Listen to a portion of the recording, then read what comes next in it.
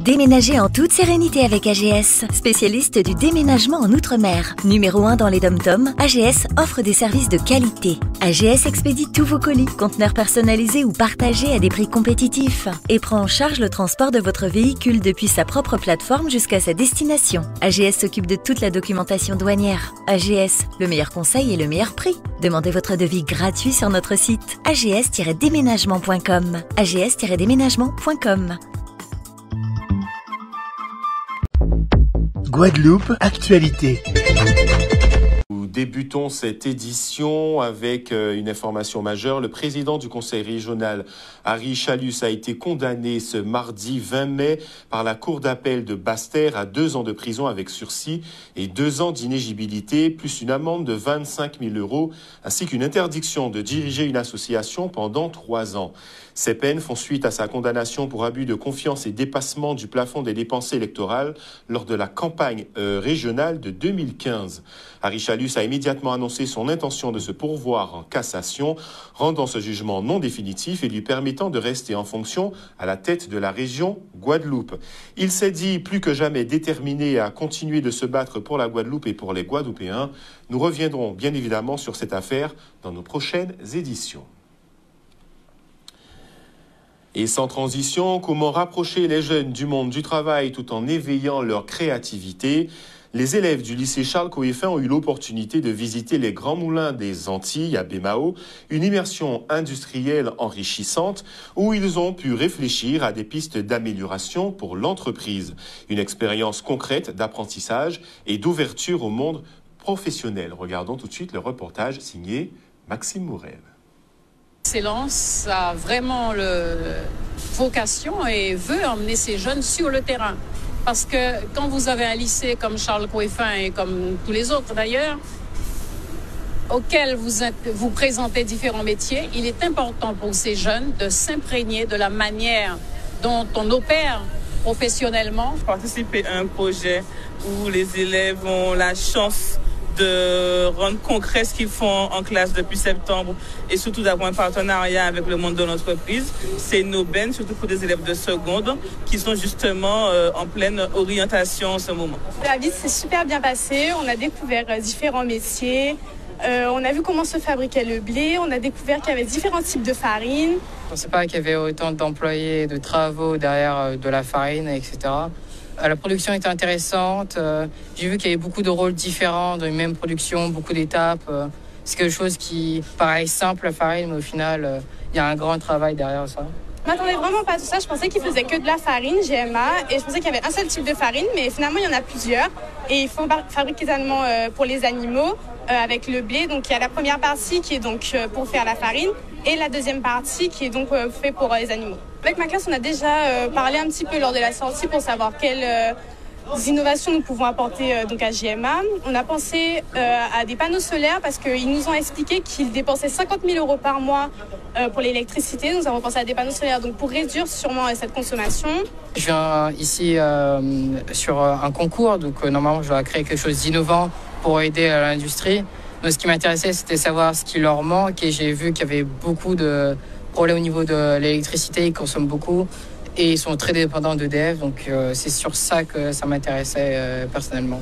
Évidemment, c'est une façon aussi de créer, je viens de dire le mot émulation entre eux et permettre effectivement qu'ils donnent le meilleur d'eux-mêmes et voilà, qu'on en sorte les futurs responsables de demain en usine notamment. Voilà. Et une autre initiative tournée vers la jeunesse, cette fois dans une approche préventive, prévenir plutôt que guérir. C'est l'ambition du Conseil local de sécurité et de prévention de la délinquance, désormais actif à Gourbert. Une première action de terrain a été menée auprès des collégiens des établissements Richard Samuel et le collège de Blanchette autour des dangers liés aux addictions. Regardons tout de suite le reportage. Dans le cadre de la réactivation du CLSPD, donc du Conseil local de sécurité et de prévention de la délinquance, la ville a à cœur de mettre en place des actions. C'est la première action de l'année à destination d'un public de scolaire, une action de sensibilisation aux dangers des addictions. C'est vraiment pour moi un très bon moment parce que c'est toujours un plaisir d'être à la rencontre des jeunes et de pouvoir offrir à ces jeunes-là de l'écoute, une communication, une bienveillance sur des sujets qui peuvent être très compliqués des fois quand on le vit, mais quand on le voit aussi dans la société. Je retiens que la drogue, il y en a différentes, il y en a de différentes et surtout, elles ont toutes quasiment le même effet. Donc, l'effet d'en vouloir encore plus à chaque fois, mais à force, on devient de moins en moins réceptif à la drogue et du coup, on essaye d'en avoir plus. Tout ce qui est fumé, boire, c'est pas bon pour la santé. C'est des addictions et c'est des indépendances aussi. Et qu'il faut pas prendre tout ce qui est drogue, alcool. C'est pas bon pour la santé, ça mange notre foie, ça mange le cerveau. Je trouve que c'est une bonne action pour tous les jeunes parmi nous et que ça nous apprend aussi certaines choses que nous ne savons pas dans la vie, sur notre corps. On a tenu à avoir deux publics différents du territoire. Donc c'est le lycée de Gourbert de Blanchette et le collège Richard Samuel. Les élèves avaient déjà été sensibilisés aux addictions par la gendarmerie. Et nous, notre action, vraiment, on a tenu à ce que ce soit une action interactive, vraiment l'élève au cœur du dispositif. Ce matin, je voulais vraiment leur expliquer que peu importe la substance dont on va parler ou le comportement addictif, cela remplit toujours une fonction. Donc, ce que j'ai aimé leur apporter ce matin, c'est le pourquoi vous avez des amis ou des personnes de votre entourage qui consomment et pourquoi vous, des fois, vous avez le sentiment que c'est quelque chose qui vous fait aller bien mieux que comme vous l'étiez avant. Donc, quand ils font le lien, et puis c'est ça, leur expliquer au niveau du cerveau le système de récompense.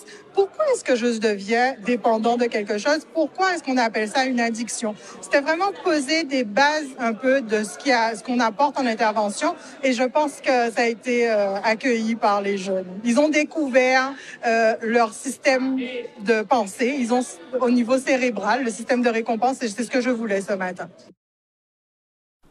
Un reportage de Nicolas Hachi. Et justement, en matière de santé, la prévention était aussi au cœur d'un important colloque scientifique vers une médecine plus précise et plus humaine. C'est ce qu'ont défendu des spécialistes réunis lors d'un colloque autour du diabète. Au-delà de l'hérédité, ce sont les facteurs environnementaux et comportementaux qu'il s'agit de traquer. Objectif, mieux comprendre pour mieux prévenir grâce à des projets de recherche locaux ambitieux. L'idée, c'est justement de pouvoir, en prévention, avant l'apparition des maladies, pouvoir mettre en évidence des modifications de gènes qui sont déjà là, qui sont pas connus, qui sont déjà là, et qu'un changement en fait de comportement puisse modifier l'évolution vers la maladie ou non. Et c'est ça en fait le message qui est important, c'est-à-dire que maintenant, on va avoir des populations de personnes qui ont un diabète ou une obésité. C'est familial, certes, mais cherchons le gène qui peut être à l'origine. Et les facteurs addictifs, nous en avons parlé justement lors du colloque, les facteurs addictifs qui sont les facteurs environnementaux qui viennent se surajouter à la présence de ce gène et qui vont entraîner la maladie, les complications. La génétique a fait des pas de géant et on est vraiment capable chez tous les patients qu'on veut étudier à quel on suspecte une maladie génétique de séquencer leur génome et on peut le faire maintenant pour des coûts vraiment très très raisonnables et à partir de là chez une proportion importante de patients on arrive vraiment à faire des découvertes qui vont changer la façon dont on les traite et on l'espère améliorer leur vie. Aujourd'hui, on a des nouvelles générations de médicaments qui évitent les complications du diabète, c'est-à-dire complications rénales, accidents vasculaires cérébraux, maladies cardiovasculaires. Si on est capable de, dès le diagnostic du diabète, de savoir ceux qui vont faire ces complications et de connaître la forme de diabète qui est différente d'une personne à l'autre, là, on va pouvoir vraiment révolutionner l'avenir Aujourd'hui, un tiers des diabétiques font une maladie rénale chronique et l'espérance de vie diabétique reste entre 6 et 10 ans plus faible que la population générale, et c'est pas une fatalité. Avec tous les médicaments qu'on a aujourd'hui et les analyses, en particulier génétiques, je pense que on peut traiter différemment les diabétiques, particulièrement ceux à risque de complications, et diminuer très très fortement la proportion de ces patients qui auront ce qu'on appelle une comorbidité, c'est-à-dire une complication du diabète. Parce que c'est vrai que cette médecine de précision qui va parler de génétique n'est pas très bien connue par la population, n'est pas très bien connue par les médecins en Guadeloupe. Et donc l'idée, c'était de montrer les avancées technologiques. On a bien vu que le coût, notamment pour séquencer les gènes, a diminué. On a bien vu que maintenant, on fait des analyses sur le génome, sur l'exome, mais aussi sur le génome complet. Donc on ne va plus cibler des gènes particuliers. On va vraiment regarder tout le génome. Et donc l'idée, c'était d'expliquer finalement aux médecins les possibilités que nous avons, puisque nous mettons en place des projets de recherche avec ces deux éminents chercheurs qui auront un impact mais pour notre population, parce que c'est important que la recherche locale se développe pour le diabète et pour l'obésité en Guadeloupe. Et parlons logement maintenant, avec une nouvelle résidence qui voit le jour à Petit-Bourg. Être logé dignement, c'est un droit. À Petit-Bourg, la résidence Raymond Balias, elle a été inaugurée cette semaine, un programme soutenu par la SICOA et le département, avec pour priorité la cession à la priorité pour les foyers guadeloupéens. Élément de précision avec Solène Fèvre. Aujourd'hui, nous avons l'honneur et le privilège d'inaugurer une très belle résidence de logement intermédiaire. C'est une résidence qui s'appelle donc Raymond Balias. On a voulu rendre un hommage à cet homme qui a été président de SICOA pendant 10 ans, de 1995 à 2005. Un homme de cœur, un homme qui avait la fibre sociale. Et c'est quelqu'un qui s'est battu énormément pour que cet organisme, donc SICOA, puisse survivre. En tant que président du département, nous sommes très satisfaits de cette démarche, d'autant plus que nous avons cette volonté que les politiques publiques en termes de logement soient une priorité. J'ai eu l'occasion de dire, nous sommes très sensibles à l'accession à la propriété. Il n'y a pas très longtemps, à Sainte-Anne, nous avons mis en place un dispositif financier pour permettre que les Guadeloupéens puissent mieux accéder à la propriété. Nous sommes en train de travailler sur un dispositif avec Action Logement, notamment dans les centres-bourgs, pour que là aussi, nous ayons donc des Guadeloupéens qui puissent accéder à la propriété. Nous avons eu à travailler avec SICOA pour les jeunes sur un projet, une résidence aux Abîmes, toujours dans cette démarche d'accession à la propriété. Et il n'y a pas très longtemps, j'ai rencontré la SAFER. Il y a des terrains qui sont occupés depuis donc des années sans pour autant que ces personnes aient les titres de propriété. Nous allons travailler avec la SAFER pour régulariser leur situation et après pouvoir intervenir pour les permettre d'accéder et de réhabiliter leur logement. Cette belle résidence de logement intermédiaire est constituée de 40 logements. Vous avez 15 T3 et 25 donc T4. Ce sont des familles donc qui ont des revenus un peu plus élevés que les revenus de logement social simple, puisque le logement intermédiaire, il faut pouvoir bénéficier, il faut donc être au-dessus du plafond du logement social simple. Depuis l'an dernier, c'est 10 millions d'euros pendant 5 ans et qui va permettre qu'on puisse réhabiliter des logements qui permettront à ce que nos aînés puissent continuer à vivre, mais chez eux. Donc une démarche très forte. Et puis au niveau donc, des organismes, nous garantissons donc les prêts de manière à permettre que les projets se réalisent et que les Guadeloupéens puissent accéder à la propriété. Nous avons 15 000 demandes de logement en attente et vous avez 80% de la population qui est éligible au logement social. Dans les 80%, vous avez 60% qui sont éligibles au logement très social. Vous avez 34% de la population qui vit en dessous du seuil de pauvreté et vous avez environ 24% de chômeurs. Avec tous ces ingrédients-là, vous comprenez que ça devient compliqué pour le territoire, donc il y a urgence à intervenir. Il faut donc créer des logements, il faut produire du logement et il faut réhabiliter fortement. Et trouver un logement, oui, mais aussi un emploi. Et pour cela, prenons la direction de Pointe-à-Pitre. CV, entretien express, coaching, information. Le salon Bika Job a rassemblé cette semaine les Guadeloupéens en quête d'emploi et d'insertion. Une opération portée par le département où des ambassadeurs accompagnent également chaque pas vers l'autonomie professionnelle. C'est Olivier Félix qui était sur place pour Canal 10. Le Bika Job répond à une problématique qui est bien simple, c'est que nous avons une partie de la population qui sont dans le besoin de formation, qui sont dans le besoin tout simplement de job, de travail. Et nous avons réuni un ensemble de partenaires de manière à pouvoir répondre à toutes les attentes que cette population a depuis fort longtemps. Et nous nous efforçons d'apporter des réponses à cette population. Il a trouvé tout ça, tout ça, besoin trouver, puis ça, besoin en information, si formation à formateur. Donc, à trouver ça, et aussi sur la création d'entreprises, et regarder aussi pour bénévoles là, si on pas besoin de certains côtés aussi. Donc, tout ça passait bien dans l'ensemble. J'ai vu qu'il y a certains qui ont trouvé, qui ont répondu directement à des offres d'emploi, parce qu'il y avait également un job dating. Donc c'est quelque chose qui est assez intéressant puisqu'ils sont directement avec les agences d'intérim sur place pour pouvoir répondre aux offres d'emploi. Après, ils sont directement encadrés par les ambassadeurs jeunesse. Donc après, on fait remplir des fiches d'information et on les reçoit après, ultérieurement, pour des entretiens. Et pour pouvoir voir qu'est-ce qu'on peut faire pour eux au niveau de l'insertion, ou de la création d'entreprise ou de la formation. On a là, on est tout le monde assis, mais on a choisi ça vous voulez par rapport à ça vous avez fait objectif. Donc moi quand trouvé c'est un beau bitin et il faut mettre ces bitins là ça faut profiter parce que après ça si c'est pour chaque côté là il y en a après l'autre on va pas être piston puisque là toute bitin là 6 places. Nous sommes là pour justement toutes ces tranches d'âge, pouvoir leur apporter des réponses parce que toutes les tranches d'âge sont concernées par la recherche d'emploi, par les problématiques de professionnalisation, par les problématiques de formation. Donc nous ne nous arrêtons pas à une tranche d'âge particulière. Toutes les tranches d'âge sont prises en compte. Et pendant que certains cherchent à s'insérer, d'autres foncent à toute vitesse sur les routes de Port-Louis. Un départ sur les chapeaux de roue pour cette première édition du rallye de la Canne.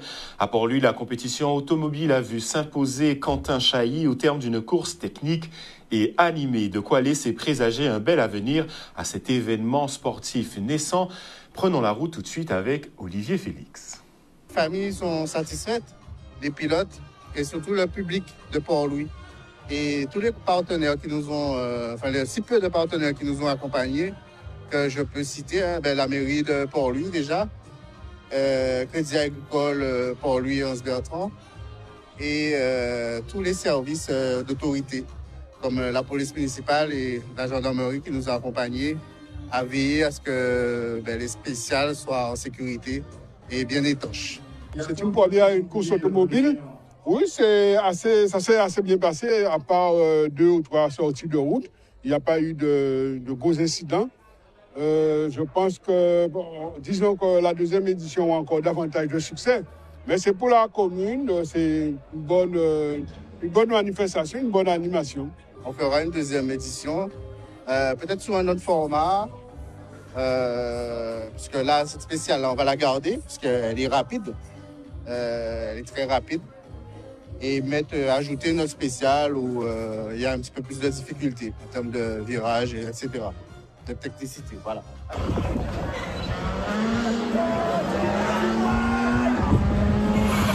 Ça nous a beaucoup aidé aujourd'hui, vu les conditions, vu la typologie des spéciales. Donc je pense qu'on a fait le bon choix d'aller faire un petit tour là-bas avant de rentrer ici avec la voiture. Petite mention spéciale aux spectateurs qui l'ont encouragé et nous ont emmené faire une petite bêtise. Mais non, pas compliqué du tout. On avait roulé en métropole, comme il a dit, et on s'entend hyper bien dans la voiture. Donc la confiance était là, ça s'est passé assez bien aujourd'hui.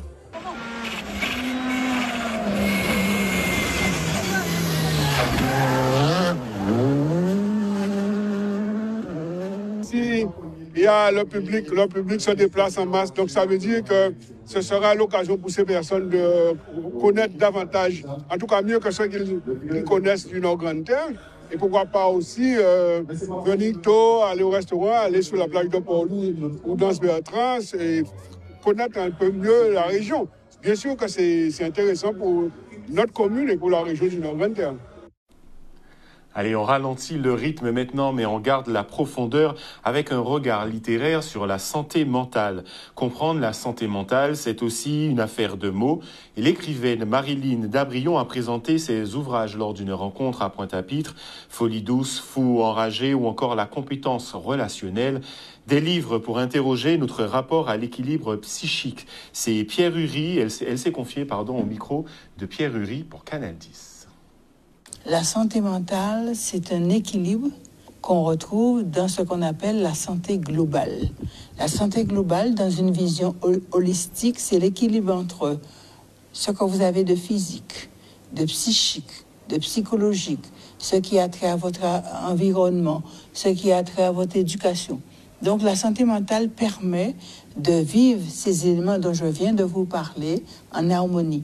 Donc un individu qui est bien dans sa peau peut bénéficier d'une santé mentale intéressante. Mais ça ne veut pas dire que puisque vous avez une santé mentale, vous ne pouvez pas avoir un problème organique ou un problème, puisque je vous dis que c'est un état d'équilibre. Vous avez un plus là, vous avez un moins là, vous êtes en état d'équilibre. Eh bien, c'est ça. Vous pouvez vous permettre d'être bien avec vous, bien avec vos proches et bien dans votre société. Dans mon livre qui est sorti en 2021, Folie douce et Fou enragé, je parle de la question de la santé mentale et de la psychiatrie dans notre pays, la Guadeloupe. Puisque la santé mentale, comme je viens de vous dire, ça dépend aussi de l'environnement. Donc, dans notre environnement guadeloupéen, il y a une façon qu'on a de concevoir la santé mentale et la psychiatrie.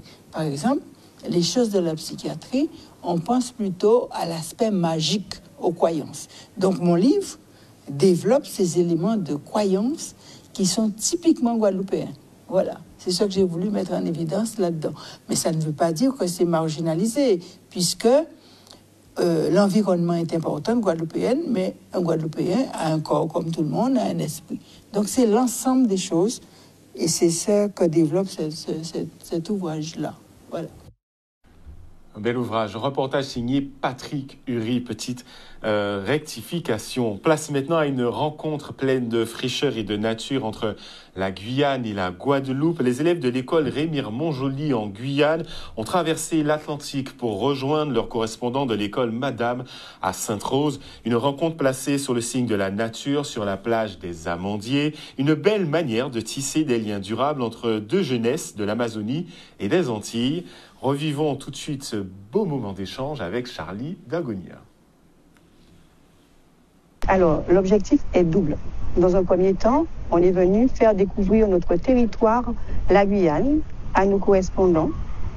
Et dans un deuxième temps, il s'agit pour nous de découvrir le territoire, la Guadeloupe, plus précisément la faune, la flore et leur culture. Pour présenter notre aire marine éducative à nos correspondants qui viennent de Guyane, qui sont arrivés très tôt dans la matinée, hier.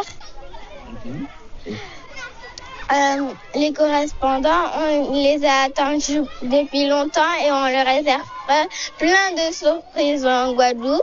Les correspondants, leur école, c'est Rémire-Montjoly. Ça fait longtemps que j'attendais qu'ils viennent. On a commencé à préparer ça depuis le début de l'année. Alors, c'est un échange qui est arrivé très rapidement. Les collègues ont tout de suite adhéré au projet. Et quand je leur ai proposé le programme, ils ont été emballés. Et ça s'est très bien passé. Quelques mots sur cette plage. C'est une plage où il y a beaucoup de personnes qui viennent. Il y a beaucoup d'arbres et beaucoup... Par contre, il y a beaucoup d'érosion. On est venu découvrir la plage des Amandiers pour qu'ils nous apprennent ce qu'il y a ici. On va faire plein d'activités et là, on va se promener sur la plage. La plage des Amandiers, on l'appelle comme ça parce que avant, il y avait plein d'amandiers comme aujourd'hui. Et aussi, on est là pour présenter les arbres qui protègent de l'érosion à nos correspondants. Et si on a de la chance, au moins on pourra avoir des marques d'érosion au cas où s'ils vont sur une plage, ils voient des marques d'érosion. L'année dernière, quand on était au CE2, on était allé sur cette plage-là de l'autre côté et on avait planté des arbres avec toute l'école. Et j'espère qu'ils ont bien poussé. J'espère aussi que la pluie a les arrosé et qu'elles sont pas mortes, nos plantes. On va montrer notre faune, notre flore, et on va les faire découvrir tous les animaux de Guyane. Même si on peut pas, on va faire plein d'exposés et on va leur raconter que nous, en Guyane, nous, l'eau, elle est pas claire, mais elle est marron parce qu'il y a de la vase en Guyane. Aussi, on va les faire découvrir nos fruits, comme la prune des citerres. Et une note musicale maintenant avec un artiste attendu. Préparez vos plus beaux pas de danse. Le zouk revient en force car le chanteur Marvin sera en concert ce vendredi 24 mai à la Casarte à Jarry. Une soirée qui promet chaleur, émotion et partage musical. Olivier Félix nous en dit plus.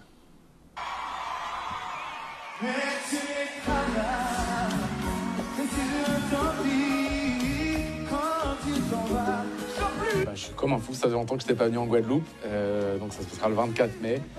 Ça va être le concert des retrouvailles, hein. Ça fait un moment que je n'étais pas venu en Guadeloupe. La dernière fois que je suis venu en concert, je sais que j'avais passé un moment incroyable et voilà, je ne doute pas que ça va être encore incroyable. Il y a plein de surprises. J'ai eu l'occasion de faire le premier show au Casino de Paris, là, le 19 avril.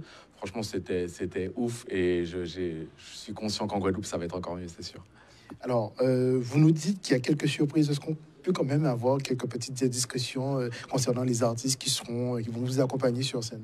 Non, ça je peux pas dire. C'est moi je serai là. On va chanter toutes mes chansons, ça c'est sûr et certain. Des anciennes jusqu'aux nouvelles. Pour le reste, effectivement, je laisse aux gens le soin de venir découvrir la surprise. Et de toute façon, j'ai aucun doute sur le fait qu'ils connaissent toutes les chansons. Ils les connaissaient déjà avant. Et là c'est vrai qu'entre temps, on m'a découvert aussi avec Léa Chouros, etc. Donc franchement, ça va être cool. Et surtout, il ne reste pas beaucoup de place, donc allez prendre vos tickets, ratez pas ça. À Paris, j'ai pas envie de gérer le même SAV qu'en France. En France, beaucoup de gens n'avaient pas eu leur ticket. J'espère qu'en Guadeloupe, tout le monde pourra venir. Et en tout cas, j'ai super hâte.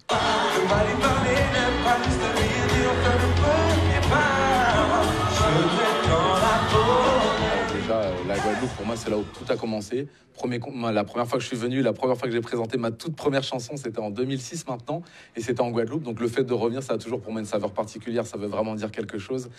J'ai forcément l'impression que c'est un passage obligé, c'est un endroit où j'aime venir, et dès que j'atterris en Guadeloupe, c'est vrai que je me sens un peu comme à la maison parce que j'ai passé tellement de temps ici, j'ai rencontré tellement de gens formidables au cours des années que voilà, la Guadeloupe, c'est vraiment, il y a ce petit truc en plus. Outremernews.fr, le site de l'actualité Outre-mer, 24 heures sur 24 et 7 jours sur 7. Retrouvez la chaîne Outremer News sur YouTube.